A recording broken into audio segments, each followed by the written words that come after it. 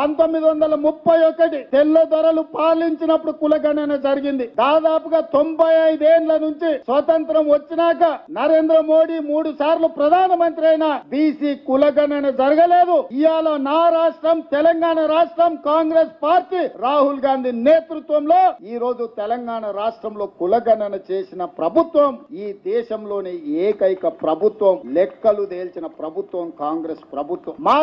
మాదిగా ఉపకులాల వర్గీకరణ 35 ఏళ్ల నుంచి కొట్లాడినరు. చాలా మంది పిల్లలు చచ్చిపోయినారు. సుప్రీం కోర్టు వరకు పోయింది, పార్లమెంట్ వరకు పోయింది. మోడీ గారు కృష్ణా మాదిగను 4 సార్లు కౌగిలించుకున్నాడు కానీ అది ధృతరాష్ట్ర కౌగిలిగానే మిగిలింది తప్ప మాదిగ ఉపకులాల వర్గీకరణ చేయలే. కానీ మీ ప్రభుత్వం ప్రజా పాలనలో మాదిగ ఉపకులాల వర్గీకరణ అమలు చేసి దేశంలోనే మొదటి రాష్ట్రంగా నిలబడి దేశంలో దశాబ్దాల కొద్దీ వాయిదా పడుతున్న సమస్యకు పరిష్కారం చూపించిన మొదటి సంవత్సరంలోనే ఇన్ని గొప్ప కార్యక్రమాలు చేసిన ప్రభుత్వం ఈ రాష్ట్రం దేశంలోనే మొదటి స్థానంలో ఉంది.